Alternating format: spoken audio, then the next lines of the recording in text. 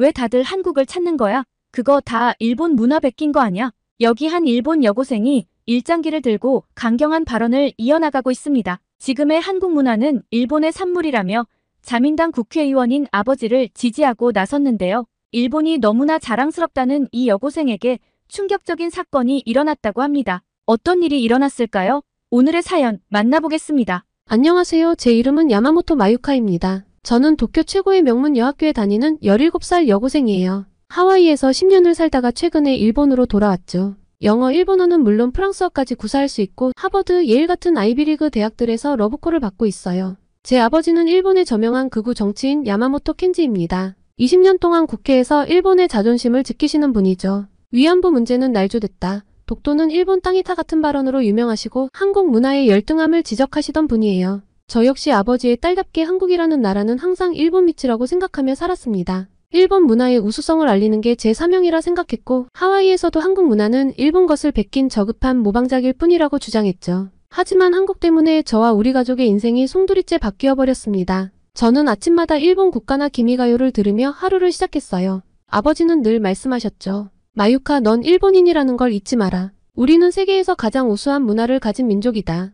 그 말씀은 제게 큰 자부심이 되었습니다. 하와이의 학교에서는 제가 일본 문화를 알리는 작은 대사 같은 역할을 했어요. 처음에는 도시락을 보며 신기해하던 친구들에게 일본 요리의 철학을 설명해 주었죠. 우메보시는 단순한 절임이 아니야. 자연과 시간의 조화로 만들어진 일본의 지혜란다. 라고 말하면 친구들은 신기해했습니다. 그리고 저는 매주 일본어 스터디 모임을 열었어요. 처음에는 3명뿐이었지만 저는 포기하지 않고 꾸준히 일본의 우수성을 설파했죠. 한 달이 지나자 20명으로 늘었습니다. 문화제 때는 당당하게 다도 시연을 준비했어요. 차 한 잔을 대접하는데도 수백 년의 전통과 예절이 담겨있다는 걸 보여주고 싶었거든요. 저는 완벽한 자세로 차를 내리며 일본 문화의 품격을 설명했습니다. 주말이면 늘 유카타를 입고 다녔어요. 화려한 꽃무늬가 수놓아진 유카타를 입고 거리를 활보하면서 저는 일본 전통의 아름다움을 세상에 알리고 싶었죠. 당당한 걸음걸이로 일본의 기품을 보여주려 노력했어요. 특히 애니메이션 상영회를 열 때가 가장 자랑스러웠어요. 나루토와 원피스 같은 세계적인 작품들을 상영하면서 저는 일본 문화가 얼마나 대단한지 열정적으로 설명했죠.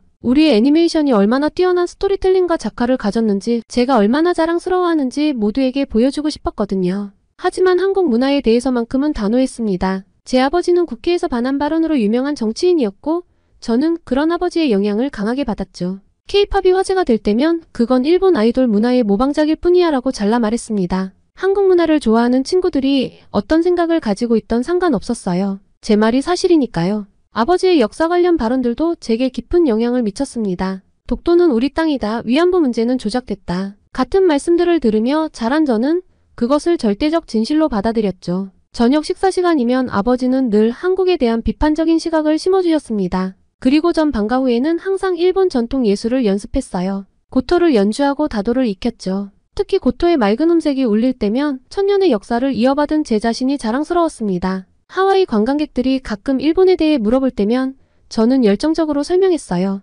일본의 사계절 문화부터 시작해서 전통 예술, 현대 문화까지. 특히 일본 정원의 미학을 설명할 때면 저도 모르게 목소리에 자부심이 가득 차올랐습니다. 또한 학교에서 아시아 문화를 다룰 때면 저는 늘 일본의 독자성을 강조했습니다. 우리는 다른 아시아 국가들과는 다른 독특한 문화를 가지고 있어요 라고 말하면서 은연중에 한국과 중국을 낮추어 보는 시각을 드러내기도 했죠. 그렇게 하와이에서의 생활은 제게 더없이 완벽했어요. 일본 문화를 알리는 대사가 되어 주변의 인정을 받으며 저는 점점 더 큰 자부심을 키워갔습니다. 하지만 어느 날 아버지의 해외 활동이 끝났다는 소식이 전해졌어요. 일본으로 돌아가게 된다는 말에 가슴이 두근거렸죠. 드디어 제가 그토록 사랑하는 일본으로 돌아가게 된다는 생각에 설렘이 가득했습니다. 저는 짐을 싸면서 하와이에서의 추억들을 하나하나 되새겨 보았어요. 이곳에서의 모든 순간이 저를 더 강한 일본인으로 만들어 주었다고 생각했죠. 이제 진정한 일본으로 돌아가 더 큰 자부심을 키울 수 있을 거라 믿었습니다. 시간이 흘러 도쿄 하네다 공항에 도착하게 된 날이 온 순간부터 전 가슴이 벅찼어요.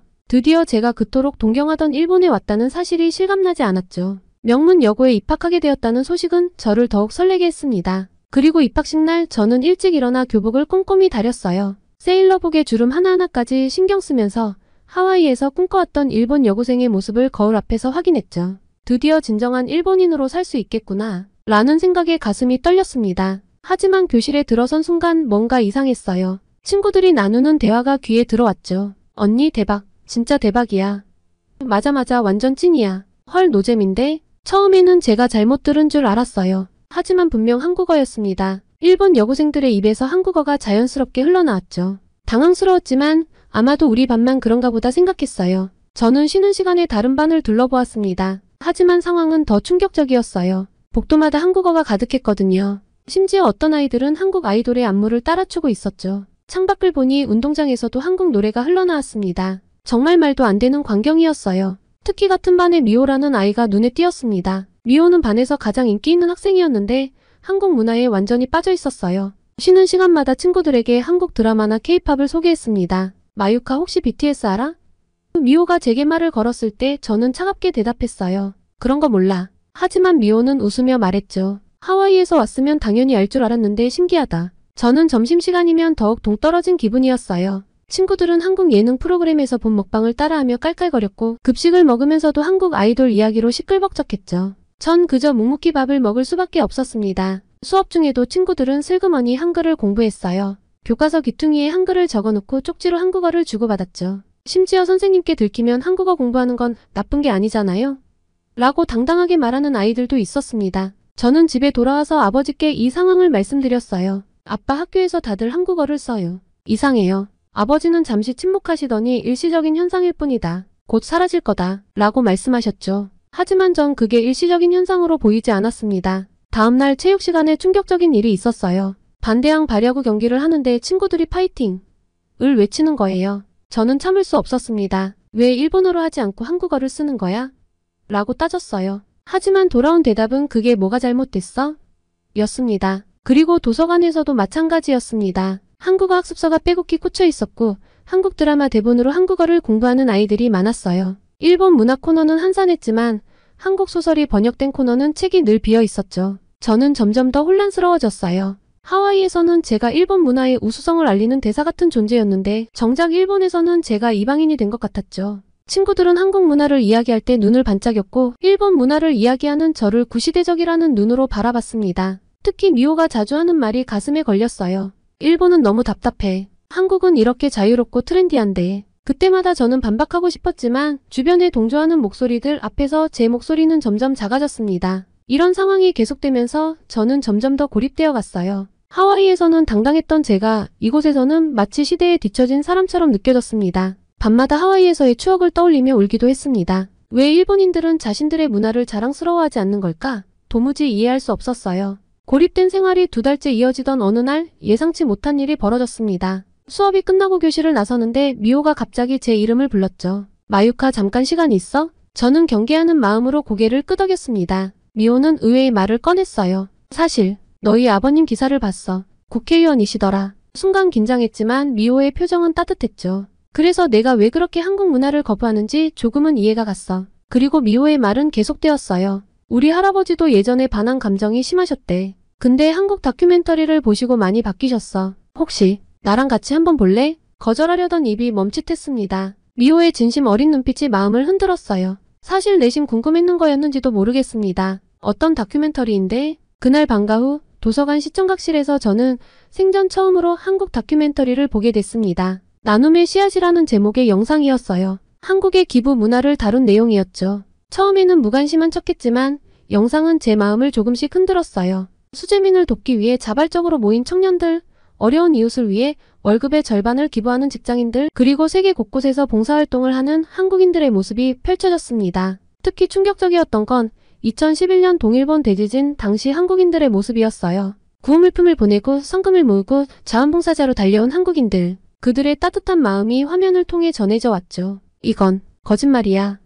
저도 모르게 중얼거렸어요. 왜냐하면 그때 한국은 우리를 돕지 않았던 나라로 기사가 났었거든요. 미호가 조용히 말했습니다. 실화야. 우리 사촌 오빠도 그때 후쿠시마에서 자원봉사를 했거든. 지금도 그때 받은 도시락의 맛을 잊을 수 없다고 해. 아버지께서 늘 한국인들은 이기적이라고 말씀하셨는데 영상 속 모습은 완전히 달랐습니다. 그렇게 다큐멘터리가 끝나고 미호는 더 많은 이야기를 들려주었어요. 한국의 연예인들이 수익금을 기부하는 문화, 팬들이 아이돌 이름으로 하는 선행, 재난 현장에서 보여주는 시민의식까지요. 마유카, 우리가 한국 문화를 좋아하는 건 단순히 드라마나 음악이 재미있어서가 아니야. 그들의 따뜻한 마음이 문화에도 녹아있기 때문이야. 집으로 돌아가는 길 머릿속이 복잡했어요. 지하철에서 우연히 본 한국 관광 홍보 영상도 새롭게 보였죠. 거리의 한글 간판들도 더 이상 거슬리지 않았습니다. 그리고 다음 날부터 미호는 매일 저에게 새로운 영상을 보여주었어요. 위안부 할머니들을 위해 모금 활동을 하는 한국 학생들, 일본 문화를 존중하고 배우려 노력하는 한국인들의 모습까지. 특히 인상 깊었던 건 한국의 젊은이들이 역사 문제를 다루는 태도였어요. 한국에 대해서 많은 외국인들이 놀라는 것들이 또 있는데요. 특히 사업을 위해 한국에 방문한 외국인들이 감탄하는 회사가 있다고 합니다. 독보적인 업계 1위이면서 고객 만족뿐 아니라 지역사회 환원까지 세상에 도움이 필요한 곳에 아낌없이 나눔과 봉사를 실천하고 있어 더욱 놀라움을 자아내는데요. 바로 신차 장기 렌트 및 리스 회사인 KS 오토플랜입니다. 차량 구매뿐 아니라 기존 차량 처분까지 원스톱으로 처리가 가능한 건 물론 항상 고객님께 듣고 고객님으로부터 답을 찾아 고객님께 돌려드리는 기업을 표방하는 만큼 렌트와 리스 시 중도 해지를 원하시는 경우 고객님이 최대한 페널티를 적게 가지고 가시도록 체계화된 승계 부서를 운영하고 있습니다. 사람을 최우선으로 생각하는 회사답게 처음 회사를 시작하던 그 마음 그대로 취약계층 아동과 시설의 지원을 아끼지 않는 KS 오토플랜. 따뜻한 심장을 가진 KS 오토플랜이 구독자 여러분들을 위해 특별한 혜택을 준비했습니다. 지금 고정 댓글을 클릭하시고 구독자분들만을 위한 특별한 혜택과 함께 이웃을 위한 나눔까지 실천해보세요. 이제 소유가 아닌 이용의 시대. 더 현명한 선택을 원하시다면 지금 당장 KS 오토플랜에서 시작하세요. 과거를 잊지 않되 미래를 향해 나아가려 하는 모습, 증오 대신 이해를 선택하는 모습이 놀라웠습니다. 마유카, 이번 주말에 한국문화원 행사가 있는데 같이 갈래? 미호의 제안에 처음으로 고개를 끄덕였어요. 더 이상 저항할 이유를 찾지 못했죠. 문화원에서 본 한국의 모습은 제가 알던 것과 달랐어요. 전통과 현대가 조화롭게 어우러진 문화, 정이 넘치는 사람들의 모습이 인상적이었죠. 특히 한복체험관에서 본 의상의 아름다움은 제가 알던 펑퍼짐한 옷이라는 편견을 완전히 깨버렸습니다. 저는 집에 돌아오자마자 노트북을 펼쳤어요. 처음으로 한국의 기부 문화와 선한 영향력에 대해 검색하기 시작했죠. 쏟아지는 정보들 속에서 저는 점점 더 깊은 생각에 빠져들었습니다. 그날 밤 처음으로 아버지의 과거 발언들에 의문을 품게 됐어요. 이제껏 맹목적으로 믿어왔던 것들이 하나둘 흔들리기 시작했죠. 하지만 이상하게도 마음이 불편하지 않았습니다. 오히려 새로운 진실을 발견하는 설렘이 가득했어요. 그렇게 미호를 만난 지 한 달, 제 인생에서 가장 많이 배우고 성장한 시간이었습니다. 이제 저는 한국이라는 나라를 새로운 눈으로 바라보게 되었죠. 아직 완전히 마음이 열린 것은 아니었지만 적어도 더 이상 닫혀있지는 않았어요. 그러던 어느 일요일 아침이었습니다. 평소 아픔을 내색하지 않던 아버지가 갑자기 젓가락을 떨어뜨리셨습니다. 식탁에서 시작된 복통은 순식간에 악화되었어요. 식은땀을 흘리며 옆구리를 부여잡으셨습니다. 우리는 놀라 자리에서 벌떡 일어나 아버지께 달려갔어요. 여보, 괜찮으세요?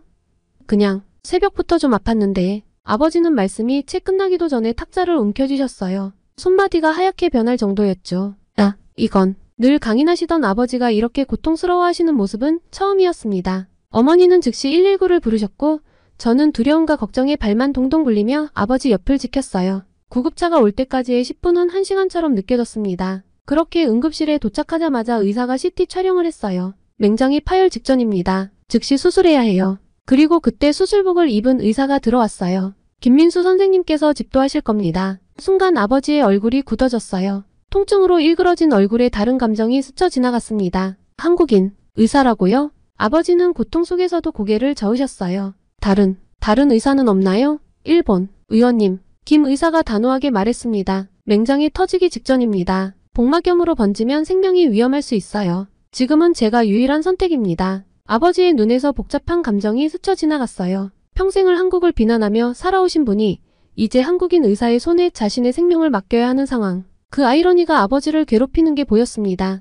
다행히 수술은 성공적이었습니다. 하지만 그보다 더 놀라운 일을 간호사들을 통해 알게 되었어요. 김 선생님, 오늘 어머님 첫 끼일이셨다면서요? 그래도 응급 호출에 바로 오시고. 네, 가족들과 식사하시다가 바로 뛰어오셨어요. 항상 그러시죠. 아버지는 그 말을 듣고 깊은 충격을 받으신 것 같았어요. 자신을 비난할 법도 한데 아주 중요한 사적인 일까지 미루며 달려온 김 의사의 모습에 마음이 흔들리신 게 보였습니다. 이틀 후 아버지가 완전히 의식을 되찾으셨을 때 김 의사가 병실을 찾았어요. 의원님, 솔직한 말씀 드려도 될까요? 김 의사의 목소리는 조용했지만 단단했습니다. 2년 전 국회에서 하신 연설 맞습니다. 한국인 의사는 신뢰할 수 없다는 말씀. 제가 일본에 온 지 얼마 안 됐을 때였어요. 아버지의 눈이 흔들렸어요. 김 의사는 계속 말씀하셨습니다. 제 증조 할아버지께서 히로시마에서 피폭당하신 분들을 치료하셨다고 해요. 그때는 국적 같은 건 중요하지 않았대요. 오직 생명을 살리는 것, 그것만이 의사의 사명이었다고 하셨습니다. 김 의사는 잠시 창밖을 바라보더니 말을 이었어요. 작년에 수술했던 일본인 할머니께서 그러셨어요. 평생 한국인을 미워하며 살았는데 제가 밤낮 없이 간호하는 모습을 보고 부끄러워지셨다고. 의술에는 국경이 없습니다. 환자의 과거도 보지 않아요. 오직 눈앞에 생명만을 봅니다. 아버지의 눈에서 처음으로 눈물이 흘러내렸어요. 그날 이후 아버지는 태블릿으로 자신의 과거 발언들을 찾아보기 시작하셨습니다. 한국인들은 열등한 민족이다. 내가 이런 말을 했던가?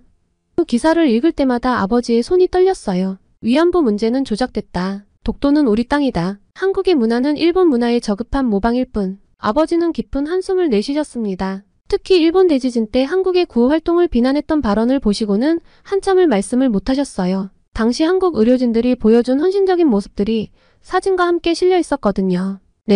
내가 뭘 한 거지. 이런 말들이 얼마나 많은 이들을 힘들게 했을까. 아버지의 떨리는 목소리에는 깊은 후회가 담겨 있었습니다. 태어나기 전날 아버지는 김 의사와 긴 대화를 나누셨어요. 대화가 끝나고 나오신 아버지의 눈가는 붉게 젖어 있었습니다. 아버지가 의사 선생님께 진심 어린 사과를 한 것 같았어요. 그렇게 아버지는 쾌차하고 종종 그 한국인 의사와 만나 식사도 하고는 하셨습니다. 그러던 어느 날 저녁 식사 자리에서 아버지가 갑자기 말씀하셨어요. 내일 국회에서 특별 연설을 하기로 했어. 여보 혹시? 응. 한일 관계에 대해 제 입장을 밝히려고 해. 그 말씀을 듣는 순간 어머니와 저는 서로를 바라봤어요. 극우 정치인으로 유명한 아버지가 갑자기 한일 관계에 대해 연설한다니. 분명 큰 파장이 있을 거예요. 하지만 이상하게도 불안하지는 않았습니다. 오히려 가슴 한켠이 뜨거워지는 걸 느꼈죠. 편견을 깨고 진실을 말씀하시려는 아버지의 용기가 그 어느 때보다 눈부셨으니까요. 다음날 아침 국회 본회의장. 아버지는 평소와 다르게 연설문 없이 단상에 올랐습니다. 존경하는 의장님 그리고 동료 의원 여러분. 오늘 저는 그동안 제가 저지른 잘못에 대해 사과하고자 이 자리에 섰습니다. 회의장이 술렁였어요. 아버지는 천천히 하지만 단단한 목소리로 말씀을 이어가셨죠. 지난 20년간 저는 이 자리에서 수없이 한국을 비난했습니다. 위안부 문제는 조작됐다 했고 독도는 우리 땅이라 주장했으며 한국 문화는 일본 문화의 모방작이라고 깎아내렸죠. 의원들 사이에서 웅성거림이 커졌어요. 누군가는 야마모토가 미쳤나? 라고 소리쳤고 또 다른 누군가는 매국노 라고 외쳤죠. 하지만 아버지는 흔들리지 않으셨어요. 얼마 전 저는 놀라운 경험을 했습니다. 한국계 의사가 제 생명을 구해주었어요. 그분은 제가 평생 한국을 비난했다는 걸 알면서도 인간의 생명이라는 이유 하나만으로 최선을 다해주셨습니다. 아버지는 잠시 숨을 고르셨어요. 그분의 진심 어린 헌신을 통해 저는 깨달았습니다. K의료의 수준은 이미 세계적입니다. 우리가 서로 협력한다면 아시아의 의료기술을 한 단계 더 발전시킬 수 있을 것입니다. 문화 교류도 마찬가지입니다. 우리의 애니메이션과 그들의 K-팝이 만난다면 더 큰 시너지를 낼 수 있겠죠. 증오와 편견은 우리를 후퇴시킬 뿐입니다. 젊은 의원 몇몇이 조심스레 박수를 치기 시작했지만 대다수의 의원들은 차가운 시선을 보냈어요. 변명하지 마라. 라는 야유가 들리기도 했고 자리를 박차고 나가는 의원들도 있었죠. 아버지는 꿋꿋하게 말을 이어가셨습니다. 이제는 과거의 상처를 치유하고 새로운 미래를 향해 나아가야 합니다. 위안부 문제에 대해 진심으로 사과드립니다. 독도 영유권 주장도 처리해야 합니다. 이것이 진정한 화해의 시작입니다. 연설이 끝나자 회의장은 둘로 갈라졌어요. 반대하는 의원들은 거세게 항의했지만 젊은 의원들을 중심으로 한 긍정적인 소리도 커져갔습니다. 야마모토 의원 말씀이 맞아. 이제는 변해야 할 때야. 우리 세대가 바꿔나가야 해. 특히 인상적이었던 건 타나카 의원의 모습이었어요. 원래는 아버지처럼 보수 성향으로 유명했던 분인데 연단으로 나와 아버지의 손을 잡으셨거든요. 야마모토 의원이 보여준 용기 잊지 않겠습니다. 저도 이제 달라지겠습니다. 그날의 연설은 단순한 사과를 넘어 일본 정계에 새로운 바람을 불러일으켰어요. 변화는 이렇게 한 사람의 용기 있는 고백으로부터 시작된다는 걸 배웠습니다. 그날 저녁 뉴스에는 아버지의 연설이 대대적으로 보도됐어요. 극우 정치인의 극적인 변화, 한일 관계의 새로운 전환점 등의 헤드라인이 이어졌죠. 다음 주 우리 학교 문화제에서 저도 큰 결심을 했어요. 한일 교류의 새로운 시작이라는 주제로 발표를 준비했습니다. 미호가 자료 수집을 도와주었고 발표 전날 밤새도록 연습했어요. 떨리는 마음으로 단상에 올랐습니다. 강당은 학생들과 학부모들로 가득 찼어요. 여러분, 저는 얼마 전까지 한국을 증오했습니다. 아니, 정확히는 한국을 모른 채 증오했죠. 그게 제가 배운 방식이었으니까요. 청중들 사이에서 작은 술렁임이 일었습니다. 하지만 제게 특별한 일이 있었습니다. 한국계 의사 선생님이 제 아버지의 생명을 구해주셨어요. 그분은 아버지가 평생 한국을 비난했다는 걸 알면서도 어떤 편견도 없이 최선을 다해주셨죠. 스크린에 김 의사 선생님의 병원 봉사활동 사진이 떴어요. 이것은 동일본 대지진 때의 모습입니다. 한국의 의료진들이 밤낮 없이 우리 이웃들을 돌봤어요. 그때 우리는 서로가 얼마나 가까운 존재인지 깨달았어야 했습니다. 목소리가 떨렸지만 계속 이어갔어요. 이제는 달라져야 해요. 증오가 아닌 이해로, 편견이 아닌 존중으로 서로를 바라봐야 합니다. 제 아버지께서 그러셨듯이 저도 이제 그 첫걸음을 내디디려 합니다. 여러분도 함께 해주시겠어요? 강당이 울리도록 큰 박수가 터져나왔습니다. 교장 선생님은 눈물을 닦으시며 말씀하셨죠. 오늘 우리는 진정한 화해의 시작을 보았다. 서연이가 달려와 저를 안았어요. 그 뒤로 많은 친구들이 함께였어요. 그때 저는 깨달았습니다. 변화는 이렇게 한 사람의 용기 있는 고백으로부터 시작된다는 것을. 여러분, 오늘 저의 이야기를 들어주셔서 감사합니다. 제가 겪은 변화는 갑작스러웠지만 동시에 너무나 자연스러웠어요. 한 번의 수술, 한 번의 여행, 그리고 몇 번의 만남. 그것들이 제 인생을 완전히 바꿔놓았죠. 특히 김 선생님께서 보여주신 의술에는 국경이 없다는 진심, 한국에서 만난 따뜻한 시선들, 그리고 위안부 할머니의 용서하는 마음. 이 모든 것들이 저희 가족의 편견을 녹여버렸습니다. 이제 저는 매일 아침 창문을 열며 생각해요. 바다 건너 그곳에도 똑같은 아침 해가 뜨고 똑같은 젊은이들이 꿈을 키워간다는 것을. 우리는 서로를 미워하기에는 너무나 가까운 이웃이에요. 여러분도 혹시 저처럼 편견을 가지고 계시다면 잠시 마음을 열어보시면 어떨까요? 증오는 증오로 남지만 이해는 더 큰 이해를 낳는다는 걸 저는 이제 알게 되었으니까요. 마지막으로 이 이야기를 끝까지 들어주신 여러분께 진심으로 감사드립니다. 우리 모두가 변화의 시작이 될 수 있다고 믿습니다. 감사합니다. 한국이 태국인들을 희롱하다. 말도 안 되는 이 문구는 태국 기자가 쓴 기사의 헤드라인입니다. 현재 조회수가 1000만에 육박하며 댓글에는 한국 비난이 넘쳐나고 있다고 하는데요. 과거 한국이 일본인들에게 당한 것과 똑같은 짓을 하고 있는 한국은 절대로 용서받을 수 없다는 사람들이 늘어나며 가까스로 잦아들던 벤코리아 운동에 다시 장작을 넣었다고 합니다. 도대체 그녀의 기사가 어떻게 한국을 언급했길래 이토록 태국인들이 동조하고 있는 걸까요? 오늘의 사연 만나보겠습니다. 안녕하세요. 저는 방콕의 한 신문사에서 일하는 26세 기자 파이린입니다. 저희 아버지는 태국의 유명한 국제무역회사 CEO이시며 어머니는 태국 왕실과 가까운 명문 가문 출신이세요. 저희 가족은 방콕 중심가의 고급 주택가에 위치한 대저택에서 살고 있답니다. 물질적으로 부족한 것 없이 살아왔기에 저는 최고의 사립학교인 룰리아 파이에 다녔고 대학은 영국 옥스퍼드에서 졸업했어요. 매년 가족들과 함께 해외여행을 다니며 다양한 문화를 접할 수 있었죠. 풍족한 집안 사정 덕분에 저는 늘 금전적인 걱정 없이 원하는 공부와 경험을 할 수 있었습니다. 하지만 저는 이런 환경에 안주하지 않고 제 능력으로 세상에 기여하고 싶었어요. 그저 부모님 돈이나 쓰고 다니는 골빈 여자의 소리가 듣기 싫었거든요. 그래서 태국의 가장 저명한 신문사인 태국낫의 기자가 되어 사회의 목소리를 전하는 일을 선택했죠. 그런데 최근 한국 때문에 정말 엄청난 일을 겪었습니다. 제 인생의 터닝포인트라고 해도 될 만한 그런 사건이었죠. 방콕의 아침은 언제나 분주해요. 거리는 사람들과 차들로 북적이고 길가의 노점상들은 아침 식사를 준비하느라 바쁘죠. 저도 그 한복판을 지나 출근길에 올랐습니다. 평소와 다름없는 아침 같았지만 뭔가 달랐어요. 여러분도 아시겠지만 거리 곳곳에서 벤코리아 포스터가 눈에 띄었거든요. 사무실에 도착하자마자 편집장님이 저를 부르셨어요. 파이린, 최근 태국 내반한 감정에 대해 어떻게 생각해?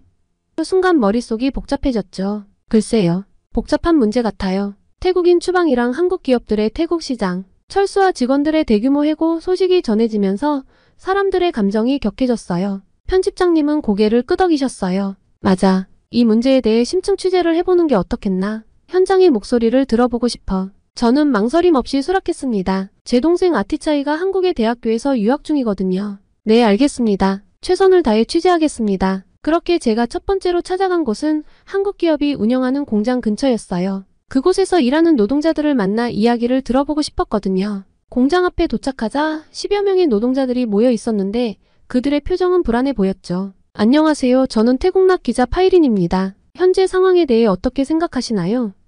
제 질문에 한 노동자가 입을 열었어요. 우리는 불안합니다. 인도에서 일어난 파업 소식을 들었어요. 우리도 임금 인상을 요구해야 하지 않을까 고민 중이에요. 다른 노동자도 끼어들었죠. 맞아요. 한국 기업들이 하나둘씩 떠나고 있는데 우리 일자리는 어떻게 될지 모르겠어요. 그들의 이야기를 들으며 마음이 무거워졌어요. 이건 단순한 경제 문제가 아니라 사람들의 삶과 직결된 문제라는 걸 실감했죠. 그런데 취재를 마치고 돌아오는 길에 문득 아버지 생각이 났어요. 아버지도 한국 기업들과 거래를 많이 하시는데 이런 상황이 아버지의 사업에도 영향을 미치지 않을까 걱정되더라고요. 집에 돌아와서 본 아버지의 표정이 역시 어두웠어요.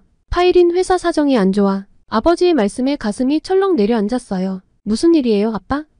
아버지는 한숨을 쉬셨어요. 한국 기업들과의 거래가 줄어들면서 회사 매출이 급감했어. 이대로 가다간 직원들 월급도 주기 힘들 거야. 그 순간 제가 취재했던 노동자들의 얼굴이 떠올랐어요. 그들도 우리 가족도 모두가 이 상황의 피해자라는 생각이 들었죠. 아빠, 제가 이 문제에 대해 취재 중이에요. 어떻게든 해결책을 찾아볼게요. 제 말에 아버지는 쓴웃음을 지으셨어요. 고맙다, 파이린. 하지만 이건 그리 간단한 문제가 아니야. 다음날 저는 더 열심히 취재에 임했어요. 한국 기업 관계자들도 만나보고 경제 전문가들의 의견도 들어봤죠. 모두가 입을 모아 이야기했어요. 이건 단순히 한국과의 문제가 아니라 글로벌 경제의 연쇄 반응이라고요. 한 전문가는 이렇게 말했어요. 벤코리아 운동은 표면적인 현상일 뿐입니다. 더 깊은 곳에는 경제적 불평등, 문화적 차이, 그리고 상호 이해의 부족이 자리 잡고 있죠. 취재를 마치고 기사를 쓰면서 많은 생각이 들었어요. 이 상황을 어떻게 해결할 수 있을까? 양국 간의 이해를 높이고 협력을 강화하는 방법은 없을까? 그리고 무엇보다 이 상황으로 인해 고통받는 사람들을 어떻게 도울 수 있을까?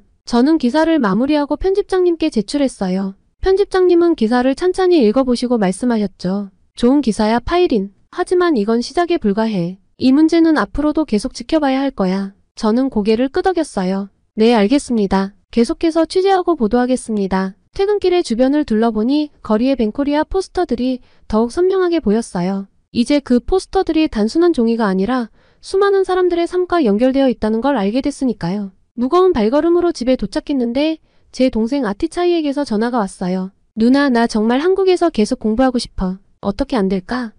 아티차이의 목소리에서 절박함이 느껴졌죠. 아티차이야, 지금은 상황이 많이 어려워. 조금만 기다려줘. 전화를 끊고 나니 마음이 더 무거워졌어요. 그리고 이날은 한국 기업에서 일하는 태국 노동자들과의 인터뷰가 예정되어 있던 날이었어요. 출근길에 커피를 사면서 신문 가판대를 지나쳤는데 벤코리아 관련 기사가 일면을 장식하고 있더라고요. 이 문제가 얼마나 심각하게 지속되고 있는지 다시 한번 실감했죠. 전 회사에 도착해서 바로 인터뷰 장소로 향했어요. 그곳에서 만난 노동자들의 표정은 복잡해 보였는데 한 노동자가 말을 꺼냈죠. 우리도 처음엔 벤코리아 운동에 동참하려고 했어요. 하지만 곰곰이 생각해보니 그게 과연 옳은 일인지 모르겠더라고요. 우리 일자리도 위험해질 수 있잖아요. 이어서 다른 노동자도 의견을 덧붙이더라고요. 맞아요. 한국 기업들이 철수하면 우리는 어디서 일하나요? 임금 인상을 요구하고 싶지만 그러다 회사가 문을 닫으면 어쩌죠? 그들의 말을 들으며 이 문제가 얼마나 복잡하고 미묘한지 다시 한번 깨달았어요. 노동자들의 불안과 걱정, 그리고 그들이 처한 딜레마를 어떻게 하면 잘 전달할 수 있을지 고민했죠. 기사를 쓰면서 문득 든 생각이 있었어요. 이 문제의 해결책은 어쩌면 우리 모두의 이해와 협력에서 시작될 수 있지 않을까? 그날 저녁 저는 집에 돌아와 가족들과 이야기를 나눴어요. 아버지는 여전히 걱정스러운 표정이었죠. 파이린, 내 기사 읽었다. 잘 썼더구나. 하지만 이 상황이 쉽게 해결될 것 같진 않아. 어머니는 한숨을 쉬셨어요. 하지만 저는 포기하지 않고 말했죠. 제가 기자로서 할 수 있는 일이 있을 거예요. 양국의 상황을 객관적으로 보도하고 서로를 이해할 수 있는 기회를 만들어 보겠습니다. 그런데 갑자기 스마트폰에 알림이 왔어요. 태국 최대 뉴스 앱에서 보낸 속보였는데 이상하게 보기 전부터 긴장이 됐어요. 한국 대기업 태국 시장 철수 선언, 수천 명 실직 위기. 이럴 수가. 순간 머리가 멍해졌어요. 얼마 전부터 이런 소문이 돌긴 했지만 설마 정말일 거라고는 생각하지 않았거든요. 서둘러 뉴스를 확인해보니 상황은 생각보다 더 심각해 보였어요. 여러 한국 대기업들이 동시에 태국 시장 철수를 선언했고 이로 인해 수많은 태국인 직원들이 일자리를 잃게 될 상황이라고 하더라고요. 다음날 출근을 할 때 둘러본 주변은 분위기가 심상치 않았어요. 거리 사람들의 표정이 어둡고 여기저기서 흥분한 목소리가 들려왔죠. 버스 안에서도 승객들이 이 소식에 대해 열띤 토론을 하고 있었어요. 어떻게 이럴 수가 있지? 우리를 무시하는 거야.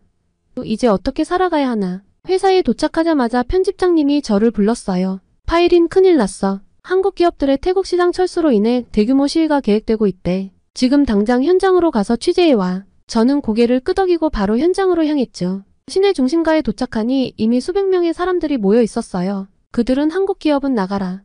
우리의 일자리를 돌려달라. 와 같은 구호를 외치고 있었죠. 현수막에는 벤코리아라는 문구가 크게 적혀 있었어요. 이게 바로 벤코리아 운동의 시작이었던 거예요. 저는 곧바로 시위대 속으로 들어가 취재를 시작했어요. 한 시위 참가자가 말했죠. 우리는 몇 년 동안 한국 기업을 위해 열심히 일했어요. 그런데 이렇게 갑자기 우리를 버리다니 너무 비인간적이에요. 그리고 다른 참가자는 이렇게 말했어요. 이제 한국 제품은 절대 사지 않을 거예요. 우리 태국 제품으로 충분해요. 시위 현장을 취재하고 있는데 갑자기 한 무리의 사람들이 근처의 한국 제품 판매점으로 향하는 걸 봤어요. 갑자기 놀랄만한 광경이 벌어졌어요. 그들은 가게 유리창에 돌을 던지고 안에 있던 제품들을 거리로 끌어내 부수기 시작했죠. 경찰이 출동했지만 시위대의 규모가 너무 커서 통제가 쉽지 않아 보였어요. 이 광경을 보며 저는 가슴이 아팠어요. 분노는 이해하지만 이런 폭력적인 방식은 문제를 해결하는 데 도움이 되지 않을 거라고 생각했거든요. 하지만 저는 기자로서 객관적인 시각을 유지하려 노력했습니다. 취재를 마치고 사무실로 돌아와 기사를 쓰기 시작했어요. 벤코리아 운동 확산, 폭력 사태로 번져라는 제목으로 오늘 있었던 일들을 상세히 보도했죠. 기사를 쓰면서도 마음이 무거웠어요. 이 사태가 어디까지 번질지, 어떤 결과를 낳게 될지 걱정되더라고요. 기사를 제출하고 퇴근하려는데 편집장님이 다시 저를 불렀어요. 파일인 내 기사 잘 봤다. 하지만 이건 시작에 불과해. 앞으로 이 문제를 계속 취재해야 할 거야. 특히 한국 기업에서 일하는 태국 노동자들의 이야기에 집중해봐. 마음이 무거웠습니다. 저는 집으로 가는 길에 친구 수환과 통화했어요. 수환은 한국 기업에서 일하고 있었죠. 파일인 큰일 났어. 우리 회사도 곧 문을 닫는데 나는 이제 어떻게 해야 하지? 수환의 목소리에서 불안과 공포가 느껴져 저도 덩달아 심장이 철렁 내려앉았습니다. 수환 너무 걱정하지 마. 만나서 이야기 좀 할까? 저는 곧바로 수환과 만나 이야기를 나눴어요. 수환이 눈물을 글썽이며 말했죠. 우리는 정말 열심히 일했어. 그런데 이렇게 갑자기 배신이라니. 나뿐만 아니라 많은 동료들이 큰 충격을 받았어. 이야기를 들으며 이번 사태가 개인의 삶에 얼마나 큰 영향을 미치는지 실감할 수 있어 착잡했습니다. 그날 오후 저는 한국 기업 관계자와 인터뷰를 했어요. 그는 아주 조심스럽게 말을 이어갔죠. 우리도 이런 결정을 내리고 싶지 않았습니다. 하지만 글로벌 경제 상황과 본사의 정책 변화로 인해 어쩔 수 없었어요. 우리는 최선을 다해 직원들을 지원하고 있습니다. 짧은 인터뷰를 마치고 나오는데 회사 앞에서 시위가 벌어지고 있더라고요. 노동자들이 모여 우리의 일자리를 지켜달라고 외치고 있었죠. 그들의 절박한 목소리를 들으며 이 문제가 얼마나 복잡하고 해결하기 어려운지 다시 한번 깨달았어요. 집에 돌아와 여전히 어두운 아버지의 얼굴을 마주했습니다. 파일인 우리 회사도 어려워지고 있어. 한국 기업들과의 거래가 대부분 끊겼거든. 아버지의 말씀에 뒤통수를 얻어맞은 듯한 충격이 전해졌어요. 아버지는 한숨을 쉬시더니 말씀을 이어가셨어요. 회사가 어려워졌다. 한국 기업들과의 거래가 대부분 끊겼거든. 이대로 가다간 직원들 월급도 주기 힘들 것 같아. 순간 머릿속이 하얘졌어요. 아버지의 회사가 어려워진다는 건 우리 가족에게 큰 타격이 될 거라는 걸 잘 알고 있었거든요. 그런데 더 충격적인 말씀이 이어졌어요. 아티차이는 더 이상 유학 비용을 감당하기 어려울 것 같아. 한국에서 돌아와야 할 것 같구나. 가슴이 정말 아팠어요. 동생이 한국 유학을 얼마나 꿈꿔왔는지 그곳에서 얼마나 열심히 노력하고 있는지 잘 알고 있었거든요. 하지만 현실은 냉혹했죠. 벤코리아 운동의 여파로 아버지의 사업이 어려워지고 그 결과 아티차이의 꿈까지 무너지고 있었어요. 가족 모두가 무거운 침묵 속에 빠져들었죠. 저는 이 상황을 어떻게든 해결해야 한다는 생각이 들었어요. 아빠, 제가 뭔가 할 수 있는 일은 없을까요? 아버지는 고개를 저으셨어요. 파일인 내 마음은 고맙지만 이건 그리 간단한 문제가 아니야. 전체적인 경제 상황이 좋지 않아. 우리 회사뿐만 아니라 다른 많은 기업들도 어려움을 겪고 있어. 아버지의 말씀에 무력감이 밀려왔어요. 그런데 문득 아티차이가 걱정됐어요. 한국에서 공부하고 있는 동생에게 이런 상황이 어떤 영향을 미칠지 궁금했거든요. 저는 방으로 들어와 바로 아티차이에게 전화를 걸었습니다. 아티차이야, 괜찮아? 학교에서 어려움은 없어? 그런데 아티차이의 목소리가 떨리는 것 같았어요. 누나, 사실 좀 힘들어. 친구들이 갑자기 나를 조금씩 피하기 시작했어. 전처럼 대하는 게 아닌 것 같아. 가슴이 아팠어요. 이 상황이 동생의 학업에까지 영향을 미치고 있다는 사실에 화가 났죠. 아티차이야, 너무 걱정하지 마. 누나가 어떻게든 방법을 찾아볼게. 내가 계속 한국에서 공부할 수 있도록 최선을 다할게. 하지만 회사에서 또 다른 충격적인 소식을 듣게 됐어요. 한국의 대기업들이 태국에서의 사업을 더욱 축소하거나 완전히 철수하려는 움직임이 있다는 거였죠. 이대로라면 아버지의 회사는 물론이고 많은 태국 사람들의 일자리가 위험해지게 돼요. 이 사건에 대한 취재를 위해 저는 경제 전문가를 만났어요. 그는 이렇게 말했습니다. 이 상황은 단순히 한국과 태국의 문제가 아닙니다. 글로벌 경제의 변화, 각국의 정책 변화 등 복잡한 요인들이 얽혀 있어요. 하지만 분명한 건 이대로 가다간 양국 모두에게 손해라는 거죠. 전문가의 말을 들으며 생각했어요. 어떻게 하면 이 상황을 개선할 수 있을까? 양국 간의 이해를 높이고 협력을 강화하는 방법은 없을까? 그리고 무엇보다 이 상황으로 인해 고통받는 사람들을 어떻게 도울 수 있을까? 그런데 그때 문득 아이디어가 떠올랐어요. 양국의 시민들이 직접 소통할 수 있는 플랫폼을 만들면 어떨까? 서로의 문화와 상황을 이해하고 오해를 풀 수 있는 공간 말이에요. 이 아이디어를 내일 편집장님께 제안해봐야겠다고 생각했죠. 저는 다음날 사무실에 도착하자마자 편집장님을 찾아갔어요. 편집장님, 제안 드릴 게 있습니다. 한국과 태국 시민들이 직접 소통할 수 있는 온라인 플랫폼을 만들면 어떨까요? 서로를 이해하고 오해를 풀 수 있는 공간이 필요할 것 같아요. 편집장님은 잠시 생각에 잠기셨다가 말씀하셨어요. 좋은 아이디어야 파이린. 과열되긴 딱 좋겠지만 쉽지 않을 거야. 지금 사람들의 감정이 격해져 있어서 말이야. 박 터지는 장이 될 거야. 저는 고개를 끄덕였지만 포기하고 싶지 않았어요. 그래도 시도해볼 가치가 있지 않을까요? 작은 변화라도 만들어낼 수 있다면 의미 있을 것 같아요. 편집장님은 잠시 고민하시더니 결정을 내리셨어요. 좋아, 한번 해보자. 하지만 조심해야 해. 이 상황을 더 악화시키지 않도록 주의해야 할 거야. 저는 기쁜 마음으로 고개를 끄덕였어요. 네, 알겠습니다. 최선을 다하겠습니다. 그날 오후 저는 온라인 플랫폼 구축을 위한 계획을 세우기 시작했어요. 어떤 내용을 담을지, 어떻게 사람들의 참여를 유도할지 고민했죠. 이 과정에서 저는 한국에서 공부하고 있는 태국 유학생들과 태국에서 일하고 있는 한국인들의 이야기를 들어보기로 했어요. 첫 번째로 접촉한 사람은 한국에서 3년째 공부 중인 태국 유학생 수파콘이었어요. 영상회의에서 그는 이렇게 말했죠. 처음엔 정말 힘들었어요. 언어 장벽도 있었고 문화 차이도 컸죠. 하지만 시간이 지나면서 한국 친구들도 생기고 한국 문화를 이해하게 됐어요. 지금은 양국을 모두 사랑해요. 다음으로 만난 사람은 태국에서 5년째 일하고 있는 한국인 회사원 김민수 씨였어요. 태국 사람들의 따뜻함과 친절함에 반해서 여기서 계속 살고 싶어요. 물론 가끔은 문화 차이 때문에 어려움을 겪기도 하지만 그건 극복할 수 있는 문제라고 생각해요. 그들의 이야기를 들으며 희망이 생겼어요. 서로를 이해하고 존중한다면 우리는 이 위기를 극복할 수 있을 거예요. 이 생각을 바탕으로 온라인 플랫폼의 콘텐츠를 구성하기 시작했죠. 저는 곧장 집에 돌아와 가족들에게 이 소식을 전했어요. 아빠, 엄마, 제가 새로운 프로젝트를 시작했어요. 한국과 태국 사람들이 서로 이해할 수 있는 온라인 공간을 만들려고 해요. 아버지는 걱정스러운 표정으로 말씀하셨죠. 파이린, 너의 열정은 이해하지만 조심해야 해. 이런 민감한 시기에 잘못하다간 더 큰 문제가 생길 수도 있어. 아버지 말씀은 틀린 말이 아니에요. 저는 고개를 끄덕였어요. 네, 아빠. 조심하겠습니다. 하지만 이대로 가만히 있을 순 없어요. 작은 변화라도 만들어내고 싶어요. 어머니는 따뜻한 미소를 지으시며 말씀하셨죠. 파이린, 내가 하고 싶은 대로 해보렴. 우리는 항상 내 편이야. 그날 밤 아티차이에게 전화를 걸었어요. 아티차이야, 누나가 새로운 프로젝트를 시작했어. 한국과 태국 사람들이 서로 이해할 수 있는 온라인 공간을 만드는 거야. 내 생각은 어때?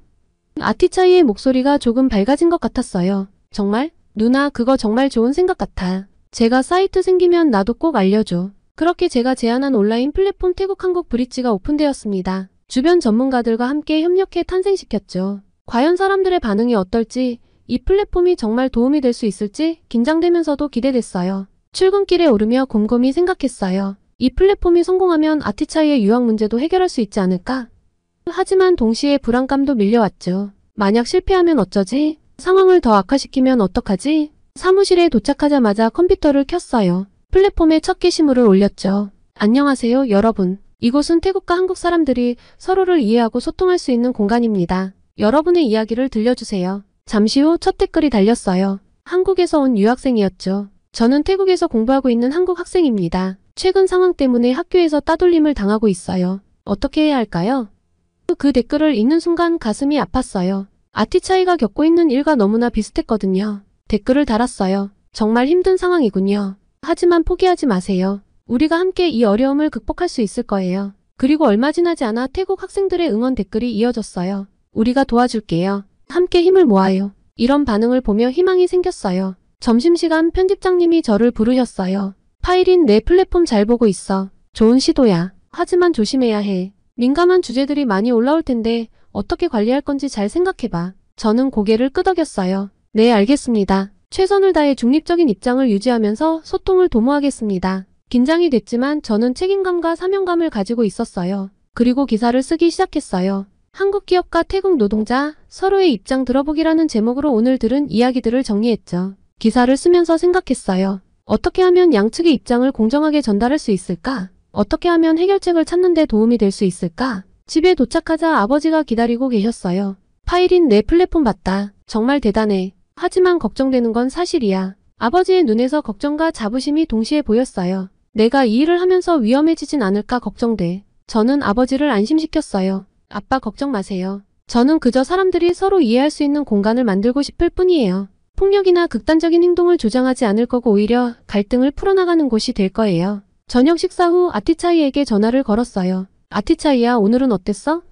아티차이의 목소리가 조금 밝아진 것 같았어요. 누나, 오늘은 좀 나았어. 한국 친구 하나가 저를 도와줬어. 누나의 플랫폼 이야기를 들었대. 진짜 고마워. 전화를 끊고 나서 가슴이 따뜻해지는 걸 느꼈어요. 작은 변화지만 분명 희망은 있다고 생각했죠. 그러던 어느 날 저는 우연히 한국교민회의 봉사활동을 보게 됐어요. 그들은 태국 노인들을 위해 무료 진료소를 운영하고 있었는데 지금 상황에서도 이어가는 봉사라니 의아했어요. 호기심에 가까이 가보니 한 한국인 남자 의사가 눈에 띄었습니다. 안녕하세요. 저는 기자 파이린입니다. 이런 활동을 하시는 이유가 궁금한데요. 그는 미소를 지으며 대답했어요. 나름 유창한 영어였죠. 안녕하세요. 저는 김민준이라고 합니다. 우리가 태국에서 받은 사랑을 조금이나마 돌려주고 싶어서 이런 활동을 하고 있어요. 김민준 씨와 이야기를 나누는데 마음이 평온해졌어요. 그러다 문득 아이디어가 떠올랐어요. 그의 이야기를 플랫폼에 소개하면 어떨까? 한국인들의 선한 영향력을 보여줄 수 있을 것 같았거든요.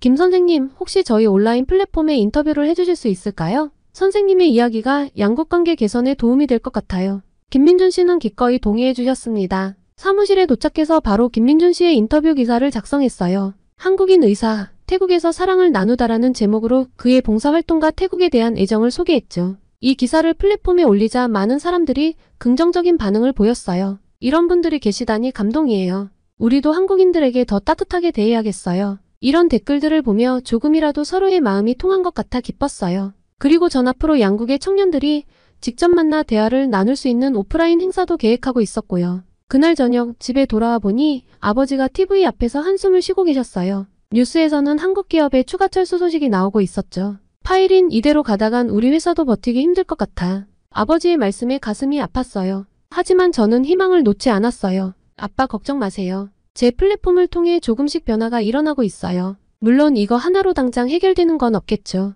시간이 걸리겠지만 반드시 상황이 나아질 거예요. 아버지는 힘없이 미소를 지으셨어요. 그래, 내 말대로 되길 바란다. 정말 믿기 어렵게도 제가 만든 온라인 커뮤니티 태국 한국 브릿지의 영향력이 조금씩 커지고 있었고 좋은 글들이 많이 올라오기 시작했어요. 서로의 나라 하나씩 칭찬하기 챌린지를 열자 반응이 더욱 열띠었죠. SNS를 통해 제 활동이 주목받기 시작했는데 많은 사람들이 저의 노력을 응원하고 지지해주고 있었어요. 심지어 몇몇 유명 인플루언서들도 동참 의사를 밝혔어요. 이런 반응에 힘을 얻어 더 열심히 활동했어요. 오후에 한 한국대학의 문화교류 프로그램 담당자와 화상회의가 있었는데 그들은 제 커뮤니티를 통해 태국 학생들을 초청하고 싶다고 했죠. 파이린 씨, 당신의 노력에 감명받았습니다. 우리도 양국관계 개선에 동참하고 싶어요. 이 제안을 들으며 아티차이 생각이 났어요. 이 기회로 아티차이가 계속 한국에서 공부할 수 있지 않을까? 희망이 생겼죠. 바로 아티차이에게 전화를 걸었어요. 아티차이야, 좋은 소식이 있어. 한국 대학에서 태국 학생들을 초청하려고 해. 내가 지원해보는 게 어때? 아티차이의 목소리가 밝아졌어요. 정말? 누나 정말 고마워. 한번 알아볼게.